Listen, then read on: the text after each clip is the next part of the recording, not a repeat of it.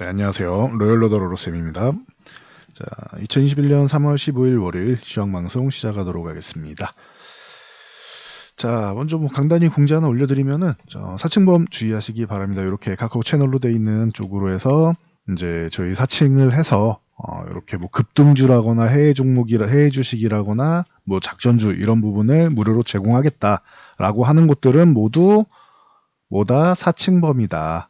그러니까 이 사칭범, 도용범들 주의하셔야 된다. 저희는 항상 이렇게 명확하게 말씀드리죠. 이 카카오톡 아이디 MMDST 단일 루트로만 상담을 진행합니다. 그리고 대표 번호도 저희가 연락을 드리면 가운데 번호가 8081로 해서 이렇게 시작하는 번호로 연락을 드립니다. 그래서 저희 직원분이나 아니면은 실장님이 연락을 드려도 상담은 이렇게 진행을 하셔도 결국 제가 목소리를 직접 다 들려드리고는 있습니다. 인사 정도는 드리고 있으니까 제 목소리를 듣기 전에는 절대 금전거래를 하지 않으셔야 된다. 이번 주에는 이제 모집 공고가 올라오겠죠. 공지 올라오면은 이 부분 잘 지켜주시면 좋을 것 같습니다. 그리고 이렇게 카톡으로 이제 문의했을 때 여러분들이 좀 이제 도용이나 사칭범 이제 좀 위험할 수 있으니까 저희가 항상 말씀드리죠. 그냥 차라리 공지글이 올라오면 여기 이 폼에다 작성해 주시면은 저희가 직접 연락드리고 이러면 위험할 게 없다. 그래서 이 폼에다 그냥 작성해 주시면 됩니다. 그래서 이렇게 정리해 드리고요. 자, 다우지수 금요일 날 역시나 좋은 모습 보였다라는 것. 그리고 나스닥은 이제 60일선과 20일선 사이 정도에서 잠깐 쉴 수 있다라고 말씀드렸는데 그대로 그냥 진행됐습니다. 그래서 이번 주에는 미국의 이제 FOMC와 만기일이 있죠. 자, 그래서 간단히 이거는 미리 다 정리해드렸습니다. FOMC 어떻다? 제 생각에는 오퍼레이션 트위스트든 YCC든 이 국채 매입, 장기채를 매입해서 이제 좀 안정화를 시장이 개입을 할 수도 있지만, 네? 시장이 원하는 건 개입을 해달라, 연준이 뭔가를 해달라라는 건데, 연준에서는 개입하지 않고도 자체적으로 이게 안정화가 될 수 있다라고 좀 자신감을 표현한다라고 말씀을 드렸어요. 기존에 계속 인터뷰 내용이 다 이거예요. 시장에서 원하는 건 개입을 좀 해서 너네가 안정화를 시키는 게 어떠니 연준 이렇게 시장에서 얘기를 하는 것이고 시장 참여자들이 원한다라고 한 게 이거예요. 그리고 연준은 자신감이 있는 거예요. 지금 굳이 그렇게 안 해도 안정적이다. 금리는 동결할 것이고 이거는 미리 말씀드렸죠. 금리는 동결되어 이번에 인상할 가능성은 거의 없다라고 보시는 게 맞아요. 올해 안에는 안 될 가능성이 높아요. 이번 해가 아니고 올해 안에는 안 될 가능성이 높아요. 그리고 내년도 초는 아니고 내년 하반기나 아니면은 내후년 정도 돼야지 되지 않을까. 물가 상승률 목표치 달성하는데 한 3년 걸릴 거다 이런 얘기도 하는데 그럼 3년 동안도 고려하고 있다라는 건데 3년은 좀 길지 않나라고 생각되고요. 3년까지는 아니어도 빨라야 내년 하반기, 얼마나 내후년 요 사이 정도가 되지 않을까라고 생각합니다. 그래서 올해는 금리는 미국에서는 건드리지 않을 가능성이 높다. 라는 것 알고 계시면 되고 대신 최근에 장기 국채 금리 올라가는 것은 일본에서 이제 투매를 한 것이 나왔는데 이 부분이 좀 해소가 되면은 장기적으로 좀 안정감을 가질 가능성이 충분하다. 그래서 굳이 개입하지 않아도 된다라는 자신감을 갖고 있다. 그래서 여러분들이 여기서 우리가 원하는 시장 참여자들이 원하는 이 시장의 개입, 연준의 개입 없이 자체적으로 자신감을 표현해서 시장이 실망한다라고 하면은 단기적으로 출렁이는 게 이거예요. 이렇게 하락한 다음에 이중바닥성 움직임 나오는 정도고 이게 그 정도까지 안 밀린다라고 하면은 그냥 이런 식으로 역헤드앤 숄더 정도 모양 만들고 그냥 움직일 수 있을 것이다. 방향 자체는 위쪽인데 한 차례 흔들리고 가느냐, 크게 흔들리고 가느냐, 살짝만 흔들리고 가느냐. 제일 좋은 거는 이런 식으로 살짝 횡보 정도 하다가 가는 게 제일 좋은 거죠. 그럼 안정적이 되겠죠. 그래서 참고 정도 하시면 될 것 같습니다. 이 정도까지 보시면 되고 해외 이슈 쪽을 보면은 방금 말씀드린 부분에 대해서 미국 제니 옐런 전 연준 의장이면서 현재 재무장관이죠. 인플레이션 리스크 제어 가능하다. 계속 똑같은 얘기하고 있는 거예요. 그래서 일부 품목이 코로나 유행 이후에 가격이 좀 오르고 있다. 그건 알고 있다 우리도. 그리고 이건 일시적인 현상이다. 물가 상승 위험에 현저하다 이렇게 볼 수는 없다. 그리고 정책 당국은 인플레이션에 대한 압력에 대응할 수단이 충분히 준비되어 있으니까 지금은 걱정 안 해도 된다. 이건 일시적인 현상이고 만약에 문제가 될 경우 우리가 대응할 것이다라는 부분에 대해서는 명확하게 표현을 했습니다. 그러니 여러분들이 그렇게 뭐 지금 시장에 나온 것처럼 걱정할 사항은 아니고 좀 수급적인 요인 그리고 너무 많이 올랐으니까 쉬어가는 요인 정도로 활용하시면 된다라고 말씀드렸습니다. 그리고 중국에서는 중국이 요즘에 조금 이슈가 될 수는 있는데 중국에서는 자체적으로 이제 독점 부분에 대해서 독점금지법으로 이제 12개사에다가 제재를 가한다고 했습니다. 뭐 텐센트나 바이두, 디디추 뭐 이런 뭐 기업들에다가 시장에 이제 뭐 독점법 이런 부분에 대해서 이제 위반했다라고 해서 50만 위안의 뭐 벌금을 부과했다라고 합니다. 이거 참고 정도 하시면 될 것 같고 그리고 미국에서 중국을 지금 바이든 대통령이 됐다고 중국이랑 바로 뭐 손잡고 짝짝꿍하는 게 아니고 아직까지는 압박을 하고 있다는 거 알고 가시면 될 것 같아요. 그래서 얼마 전에 이제 인권 문제 가지고도 위구르족 얘기 나왔었고 신장 지역 나왔었고 그리고 이제 미국의 이제 FCC죠. 예, 연방통신위원회로 보시면 됩니다. FCC에서 이제 중국 5개사 뭐 이거 기존에도 나왔던 얘기입니다. 이 화웨이랑 GTE 그리고 하이테라 그리고 CCTV 쪽이죠. 하이비전 그리고 이제 뭐 저장다화 기술 쪽 이런 쪽으로 해가지고 미국 국민의 안전에 리스크를 갖고 있다.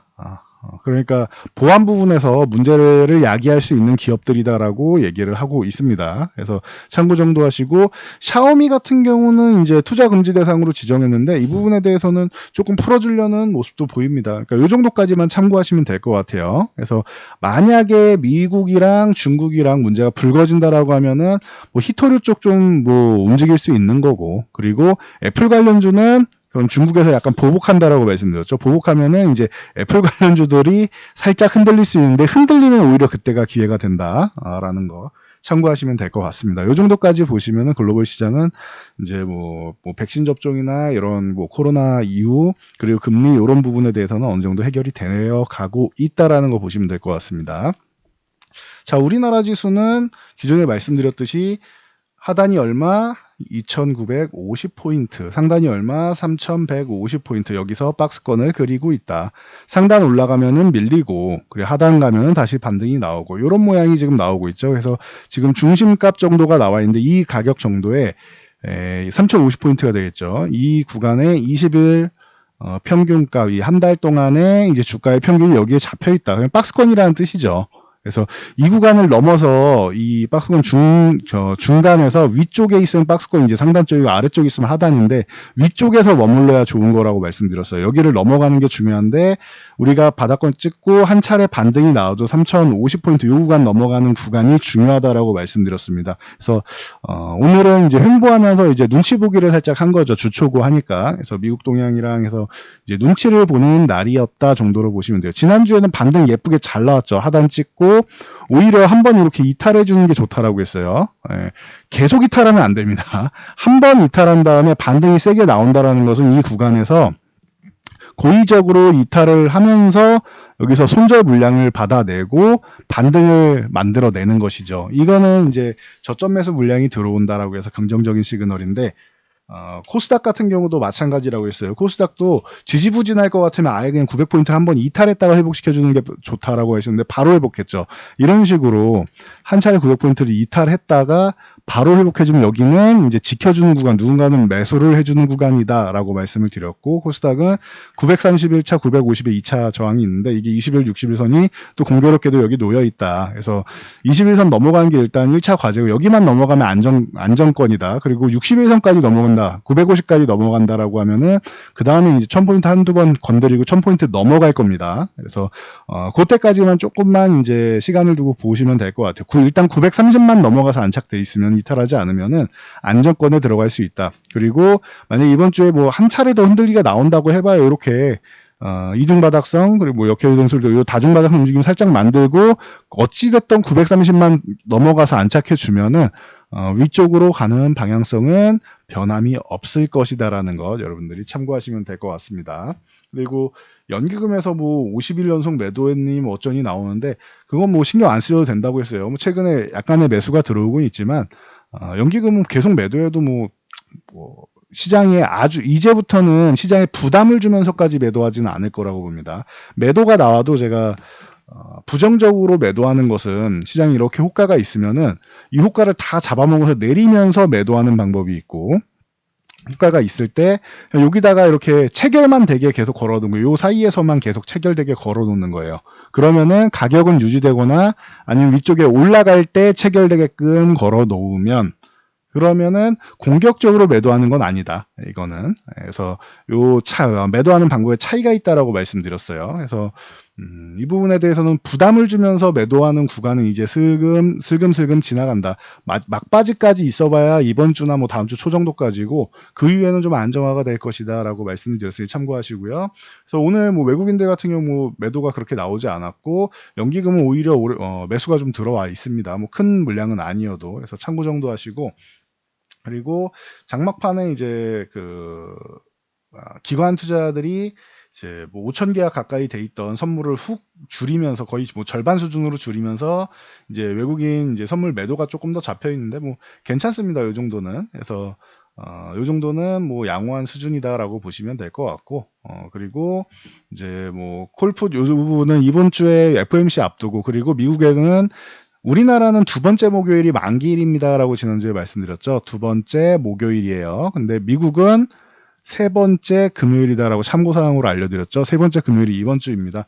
이게 그렇게까지 뭐 불안 요소로 작용할 거라고 생각하지는 않아요. 특히 다우 같은 경우는 많이 올랐으니까 조금 쉬는 정도고 나스닥 같은 경우가 이제 어떻게 되느냐가 관건인데 여기가 관건인데 나스닥이 뭐 그렇게까지 뭐 무너지거나 하지만 않는다라고 하면은 우리나라에 그렇게 뭐 큰 부정적인 영향을 미치진 않을 거라고 보고 있습니다. 그러니 요거 뭐 지켜보시면 될 것 같아요. 어차피 이번 주만 넘어가면은 괜찮은 구간이고 이번 주 그냥 만기 영향력보다는 그냥 FOMC 영향력 정도까지만 보시면은 안정적으로 넘어갈 수 있다라고 판단됩니다.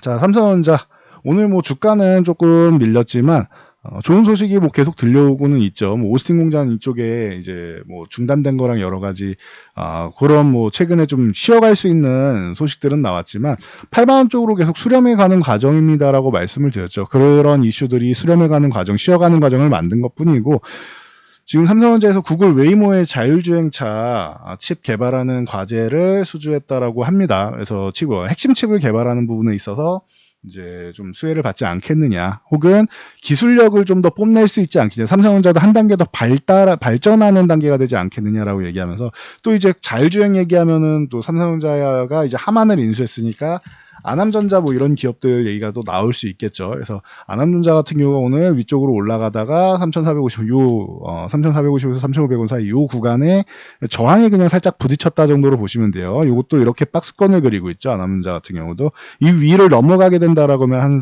3,500원 넘어가게 된다라고 하면은 다음 목표치는 4,000원이 됩니다. 박스권이 이제 돌파되면 바로 위 정도 위로 이제 올라가게 되는 거죠. 그리고 에이드칩스 같은 경우도 연관이 되면서 오늘 뭐 급등을 보였는데 최근에 뭐 푹 쉰 다음에 61선 조정 나온 다음에 한 차례 뭐 1,500원 다시 한번 돌파하는 모습입니다. 그래서 이 정도까지 뭐 보시면 될 것 같고요. 자, LG화학 같은 경우가 이제 미국에 뭐 5조 원을 투자할 수 있고 SK에서 자꾸 저렇게 뭐 소송에 졌으면서 자꾸 저렇게 미적지근하게 나오면은 그냥 SK 공장 그냥 우리가 인수해버리겠다라는 얘기까지 하고 있죠. 조지아 공장 뭐 주지사한테 얘기하고 그럴 필요 없이 너네가 저기 일자리 창출 이게 도움되면은 어차피 미국에 만약에 얘네가 SK가 LG화학에다 배상금을 지불을 제대로 합의를 못 보면은 수출이 안 되니까 그거 그냥 LG화학이 그냥 우리가 인수하겠다라고 해버리는 거죠. 그러다 보니 이제 이런 이슈가 있었습니다. LG화학 같은 경우는 뭐 양호한 흐름이었고 조금 쉬어가도 되는데 최근에 그냥 뭐 원웨이 그냥 휴식 없이 그냥 올라오고 있어요. 이게 21선이 이렇게 우하향하다 이제 슬쩍 돌아서고 있는데 돌아서면은 이렇게 한번 터치하고 가지 않을까 싶었는데 생각보다 더 강한 흐름입니다. 그래서 LG화학 같은 경우는 다시 뭐 제자리 찾아가는 흐름이고 SK 이노베이션 같은 경우가 대신 이제 오늘 조금 밀렸죠. 그래서 참고 정도 하시면 될 것 같아요. SK 이노베이션 25만 원을 회복해야지 정상하게도 들어올 수 있고 요 아래 구간에서는 약세 구간이다라고 보시면 돼요. 그래도 기존에 있던 이제 약세 구간 안쪽에서 움직이는 거니까 일단은 다중바닥으로 바닥 따지기 정도로 보시면 될 것 같은데 그래도 소송에 진 기업보다는 소송에 승리한 기업을 매매하는 게 당연히 유리하겠죠. 시장에 지위도 있고 하니 LG화학이 차라리 더 유리하다라는 거 다시 한번 말씀을 드릴게요.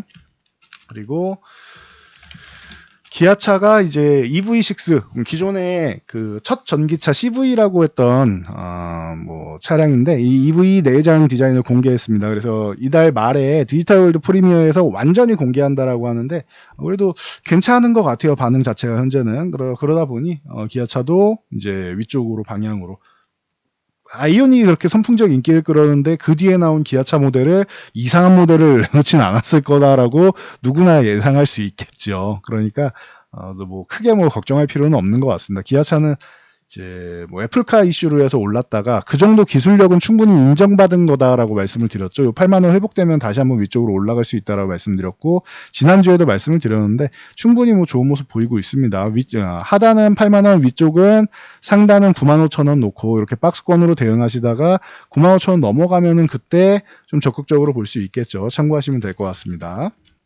자, 그리고 국내 조선업 쪽이 최근에 굉장히 뭐 수주가 잘 되고 있다. 지난주에만 23척에 뭐 선박을 수주하고 최근에 선가상승이 나오고 있다라고 말씀드렸죠. 가격이 인상되고 있다. 이게 왜 중요하냐면은 두 가지를 같이 봐야 되는데 중국에서 이제 워낙 이제 단가 경쟁을 들어오기 때문에 우리나라가 LNG선은 제외예요.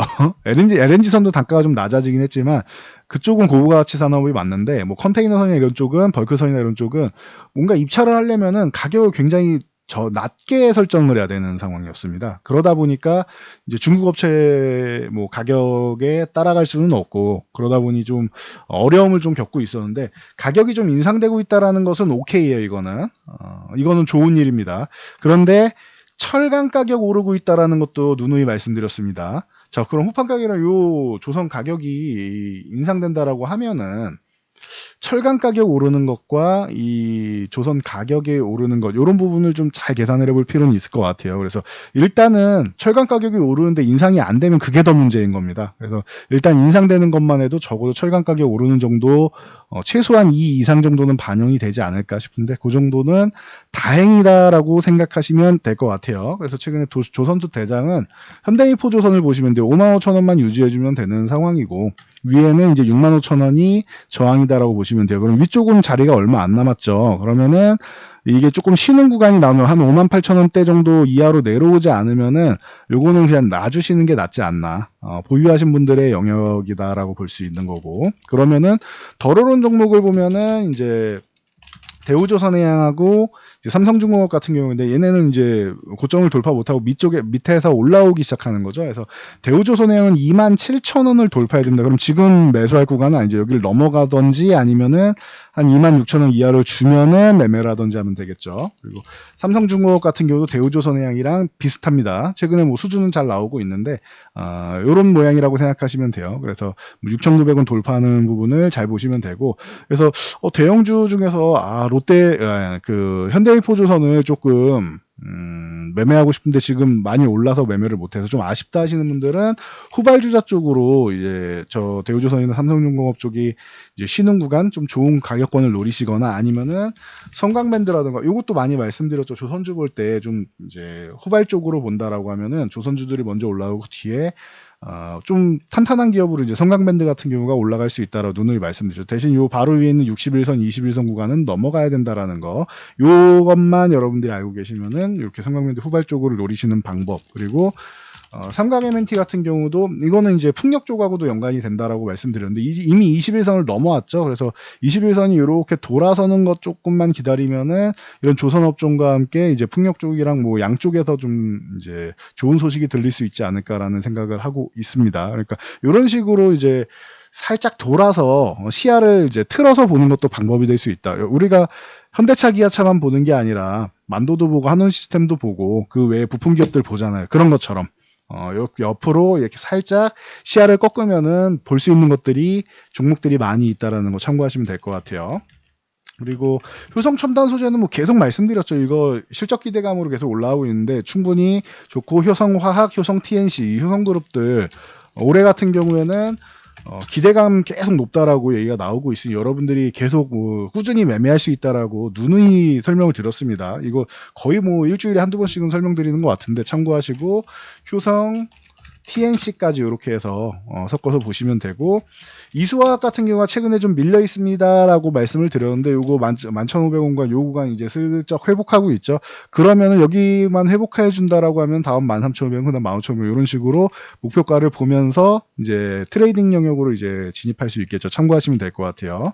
그리고 코스모화학 같은 경우도 최근에 코발트 가격이 급등하면서 이 자회사가 코스모 에코캠이 있습니다. 그래서 코발트 화합물을 제조하는 업체인데 자회사를 이렇게 보유하고 있다 보니까 코스모화학이 볼 수 있다. 제가 2차 전지 분야에서도 포스코 케미칼 말씀드리면서 여기랑 연관돼 있는 기업을 이제 코스모와 같이 보셔야 됩니다라고 말씀드렸는데, 좀 작은 기업으로는 코스모학 정도 보시는 것도 방법이 될 수 있다. 요 13,000원을 저항으로 여기고 있으니까 요 13,000원 근처에서 매수하는 건 아니다. 차라리 돌파하면 매수하거나 조정받으면 매수하는 게 옳지 않나 싶습니다. 참고하시면 될 것 같고요. 그리고 하나투어나 뭐 롯데관광개발 뭐 이런 여행주들 있죠. 하나투어도 지난번에 65,000원 돌파했을 때 요 구간 유지해주면은 괜찮습니다라고 했는데 위쪽으로 다시 한번 움직이고 있고, 그리고 중국의 양회 기준으로 해서 이런 여행주나 중국 소비 관련주들 좀 양호할 수 있습니다로 누누이 말씀을 드렸는데, 뭐 대장으로 이제 하나투어가 여행 관련 쪽으로 해서 좀 기대감을 좀 갖고 있다라는 거. 그리고 이게 중국뿐만 아니고 미국에서도 항공 여행객이 1년 만에 최대라고 하니까 당연히 이렇게 컨택 관련주들이 조금 움직인다라고 보시면 될 것 같아요. 그래서 롯데관광개발 같은 경우도 최근에 한 차례 이제 양회 기대감으로 올랐다가 휴식을 했는데 요 19,000원 중요하다라고 했죠. 19,000원 정확하게 유지해주고 다시 한번 이제 좋은 모습 보이려고 하고 있습니다. 뭐 노랑풍선 같은 경우도 중국 관광객 하면 뭐 빠질 수 없는 기업이고, 뭐 레드캣 투어도 있고 많죠. 당연히 뭐 모두 투어는 당연히 하나 투어랑 같이 보시면 되고요. 그리고 호텔 신라 같은 경우도 작년에 굉장히 뭐 코로나 때문에 좀 어려움을 겪었는데 이 85,000원이 중요합니다로 누누이 말씀드렸는데 드디어 돌파했습니다. 거래량도 좋습니다. 그래서 호텔 신라 같은 경우도 이제는 좀 한시름 놓은 정도는 됐다. 85,000원 돌파한 거 다행이다라고 보시면 되고, 진에어를 비롯해서 뭐 제주에어나 뭐 이런 전체적인 항공주들 보시면 되고, 아시아나 인수하는 건까지 있으니까 그런 부분에 있어서 이제 조금 불확실성이 슬슬 해소돼 가는 과정, 그리고 여행주들 회복돼 가는 과정 정도 보시면은 올해는 좀 회복되는 구간으로 보시면 되고, 미리 이렇게 기대감 모으고 올라왔다라고 하면은 만약에 중간에 슈팅 구간 한번 나오면 거기서는 이제 정리해 주셔야 됩니다. 참고하시고요. 자, 최근에 LH 직원들 투기 의혹 얘기 나오면서 변창흠 국토부 장관이 책임지고 사의를 표명하겠다라고 발표를 하셨죠. 그래서 이런 건설주 같은 경우들 이제 최근에 이렇게 다시 한번 이렇게 슬금슬금 올라오고 있어요. GS건설이 보통 대장인데 요 45,000원 넘어가는 요 구간이 저항입니다. 오늘은 거래량 실려서 요 저항을 넘어가 줬어야 되는데 돌파는 못했는데 싹 붙여놨죠. 내일하고 모레 정도가 중요해요.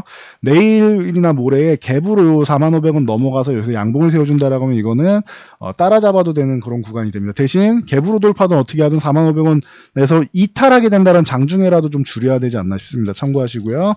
대우건설 같은 경우가 이제 GS건설하고 뭐 같이 볼 수 있다라고 말씀드렸는데, 대우건설은 오히려 6,000원 이렇게 넘어왔죠. 오늘 같은 경우에. 지난주에 그러니까 내일 GS건설이 대우건설처럼 이렇게 요 갭상승해가지고 이 위쪽에서 양봉을 그려준다라고 하면은 GS건설이 이런 모양을 만들어줘야 되는 겁니다. 이 모양이 안 나오면 조금 쉬어야 되는 거고, 이 모양이 나오면 GS건설을 좀 트레이딩 관점으로 단기적으로 들어가도 되는 과정이다. 이러면서 이제 건자재들부터 시작해서 뭐 아스팔트 관련 시멘트, 레미콘 뭐 이런 쪽 전체적으로 다 볼 수 있다. 한국석유 같은 경우도 아스팔트 쪽으로 해서 뭐 누누이 뭐 말씀드렸던 기업이고, 해서 오늘 같은 경우 좋은 모습 보였고, 뭐 사마 페인트라던가 뭐 노루 페인트 뭐 이런 쪽도 좋다라고 누누이 말씀드렸습니다. 그래서 종목별로 약간의 차이 이제 이렇게 올라오고, 삼목에스폰 같은 경우도 기존에 뭐 거푸집 쪽으로 많이 말씀을 드렸었죠. 그래서 최근에 뭐 시장 영향력으로 10,000원 살짝 이탈했었는데 뭐 바로 회복하고 21선까지 오늘 넘어와서 이제 거래량 슬금슬금 실어주려는 모습입니다. 21선이 만약 이렇게 돌아준다라고 하면은 다시 한번 12,000원, 12,500원 돌파 시도는 나올 수 있겠죠. 참고하시면 될 것 같고요.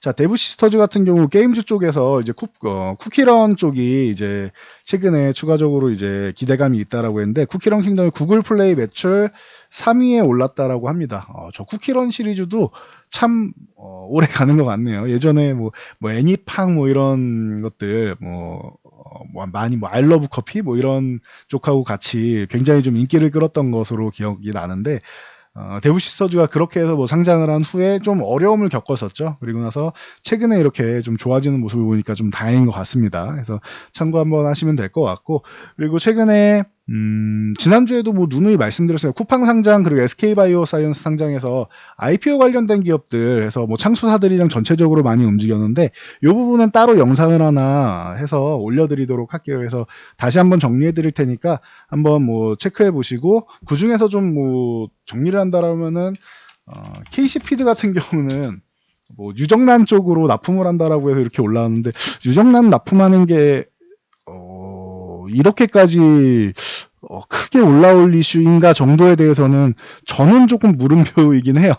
그냥 테마성으로 올라오긴 했는데, 그것도 이제 어느 정도는 이제 근거는 있는 거죠. 근데 저 근거가 유정란을 마켓컬리에 납품합니다라는 게 이 정도까지로 갑자기 급등할 일인가에 대해서는 조금 고민해 볼 만하지 않나 싶은 것 같습니다. 그래서 여기까지 정리해드리고 저는 물러가도록 하겠습니다.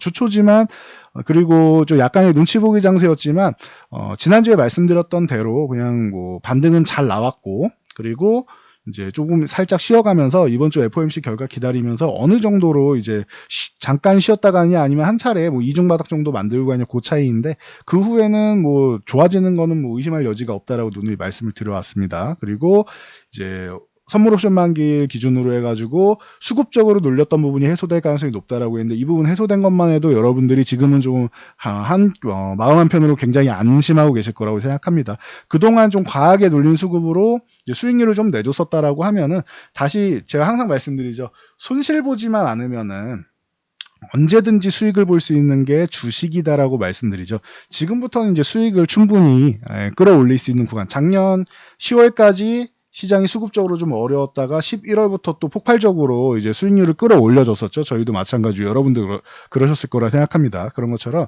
최근에 좀 과하게 좀 눌렀었다라고 하면 이제부터 이제 수익을 다시 한번 끌어올릴 수 있는 구간이 다가왔으니까 좀 편안하게 보시면 될 것 같습니다. 그래서 뭐 어려움이 좀 있으시다, 난 혼자는 조금 어렵다 하시는 분들은 이번 주에 올라오는 모집 공고 보고 저희 쪽에 뭐 상담이라도 받아보시면 되겠죠. 그리고 나서 결정하시면 되니까 그때 결정하시면 될 것 같습니다. 전 여기까지 말씀드리고 물러가도록 하겠습니다. 영상이 도움되셨다면은 좋아요와 댓글 그리고 알람 설정 해주시고요. 알람 설정하신 분들은 이번 주 주말에 영상 2개나 올라왔습니다. 그리고 이제 그 IPO 관련된 영상부터 시작해서 추가적인 영상 또 올려드릴 거니까 알람 설정 꼭 하시기 바랍니다. 영상 잘 참고해서 모두 안전 투자하세요.